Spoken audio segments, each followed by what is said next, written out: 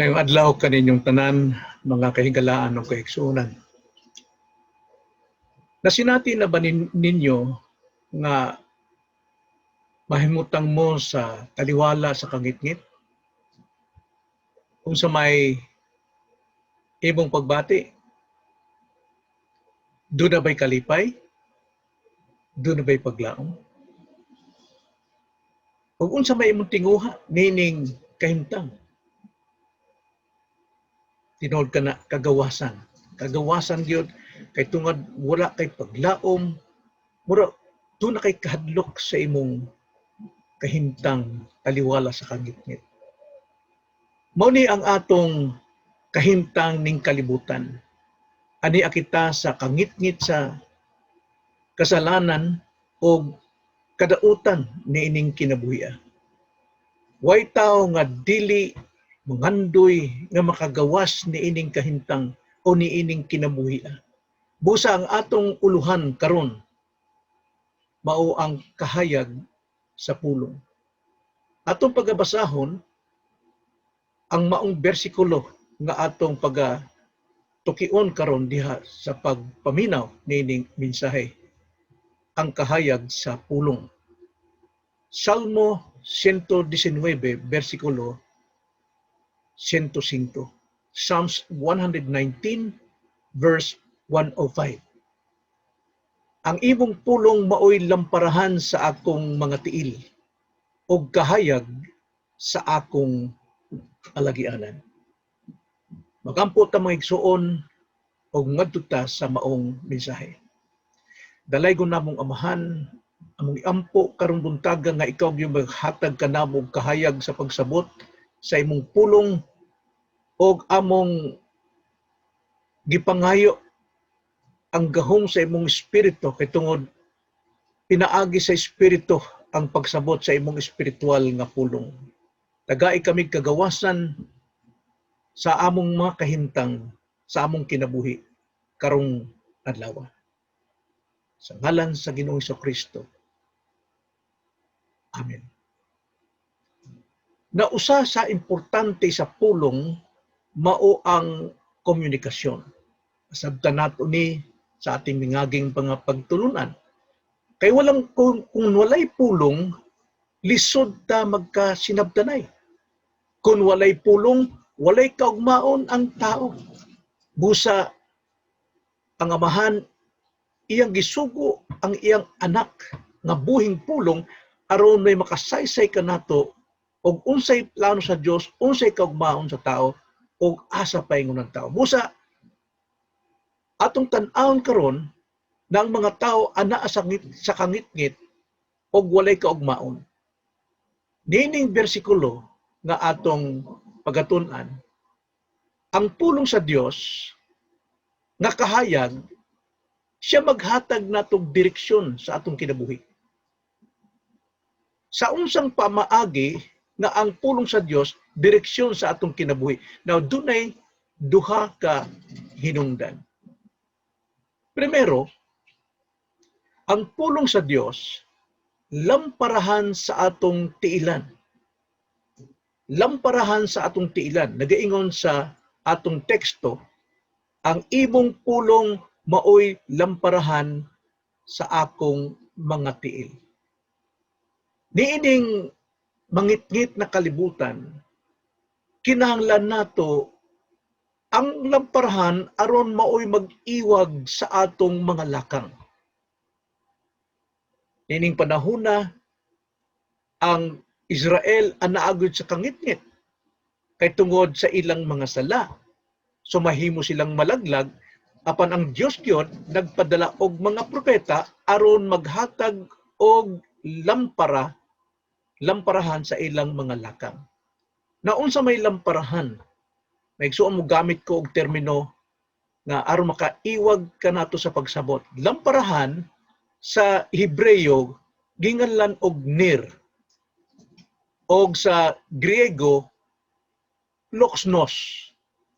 Ang but pasabot niini, lamparahan usa ka suga nga mabitbit, portable light. Dali mabitbit sa matag tawo aron mag-iwag sa ilang tiilan sa paglakaw sa mangitngit nga dalan.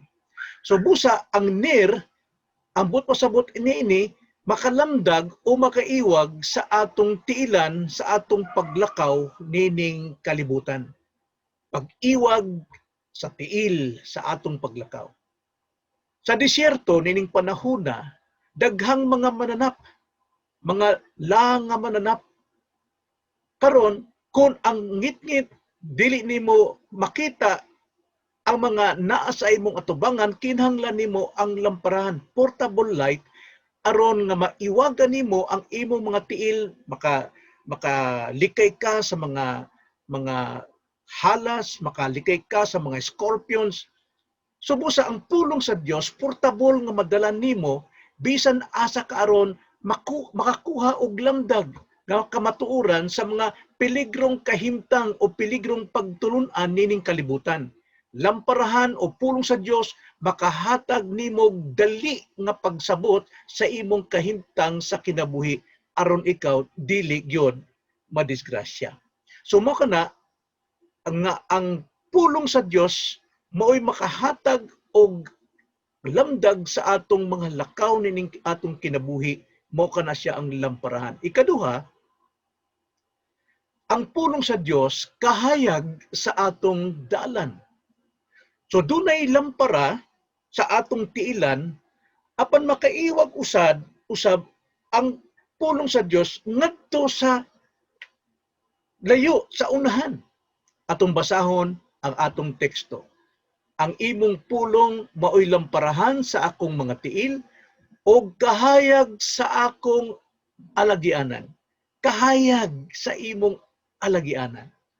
Dili lang siya makaiwag sa atong tiilan, aron makabantay kita sa atong mga lakang, apan sa atong paglakaw, sa atong pagpanginabuhi, mao ni mahatag natog hayag nga direksyon sa atong unahan, makahatag sa atong paglaom, makahatag sa atong kaugmaon.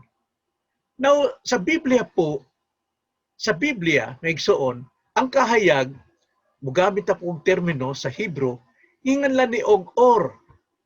Kahayag sa Hebreo, or. Sama ra pod sa Griego, nga hinganlan og phos. Phos. But pasabot, kining kahayag, muhayag ni sa tibuok lugar, diha sa imong atubangan, diha sa imong kiliran, didto sa imong unahan. Kahayag. Kahayag sa, unsa man ni, dalan. Karon ang dalan dinha nga gigamit sa Hebreo, nathib. Ang bot pasabot, gubang dalan. Guba. Daghang kaayong mga delikadong mga butang nga naadiha nga nag-abang sa imong tiilan. Daghang mga bildo, daghang mga halas, daghang mga lansang, kalanlaing mga gubot o kagubutanan nining kalibutan, kalanlaing problema, kalanlaing mga tentasyon, apan ang kahayag, ang phos, maoy muhayag sa atong natib, sa atong gubang dalan. Now, in application, ang atong kinabuhi naguba sa sala. Tungod sa sala, naatanang mga delikado, naatanang mga kakuyaw. Paingon sa kalaglagan, dili lamang kayong kalaglagan sa disgrasya ta sa atong palawas, apan disgrasya sa atong kalag. Paingon sa kalaglagan sa linaw sa kalayo. Kay tungod sa pinaagi sa sala, sa usa ka tawo, nakuha nato kini o kita naatanan diha sa tunglo sa kasalanan. Nagaingon sa Roma 5:12, busa maingon nga ang sala misulod sa kalibutan pinaagi sa usa ka tawo og ang kamatayon misulod pinaagi sa sala. Og nga tungod niini ang kamatayon, ang kakuyaw, mikuyanap ngadto sa tanang mga tawo, sanglit ang tanang mga tawo nakasala man. Og nagaingon sa Roma 3:10, nahisulat walay matarong, wala bisan usa kay tungod ang tanang nakasala o nakabsan didto sa himaya sa Dios. Busa Roma 6:23 nagaingon ang suhol gikan sa sala mao ang kamatayon. Apan ang walay bayad nga gasa gikan sa Dios, unsa man ang gikan sa Dios, mao ang kinabuhing dayon, dis magikan, dis nato masabtan sa pulong sa Dios. diha kang Kristo Jesus nga atong Ginoo.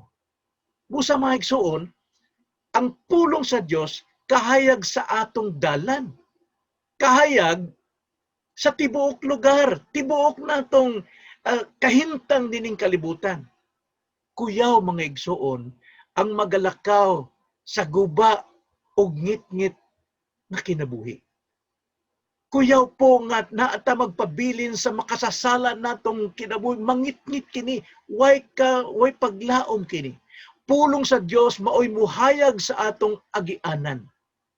Pulong sa Dios nagaingon si Kristo sa John 8:31-32, unya si Jesus maingon sa mga Hudyo nga misali kaniya, kung pabilin kamo sa akong pulong, nan kamo tinuod gayud nga akong mga tinun-an, og kamo mahibalo sa kamatuoran, og ang kamatuoran, ang kahayag sa kamatuoran maoy magahatag kaninyong kagawasan. Maoy maglamdag sa guba o ngit-ngit natong kinabuhi. Aron kita mupaingon sa mapuslanon og dakong kaugmaong kinabuhi sa Dios. Busa, importante kaayo ang pulong sa Dios kay siya mao ang atong suga, ang atong kahayag sa lakang sa kinabuhi. Nahibaluta sa atong maunang na natun-an ang pulong nga nahisulat o ang pulong nga buhi usara mao kini si Kristo. Nagaingon sa John 8:12, nagaingon si Kristo, ako mao ang kahayag alang sa kalibutan. Siya nga magasunod kanako dili gayod magalakaw sa kangit-ngit.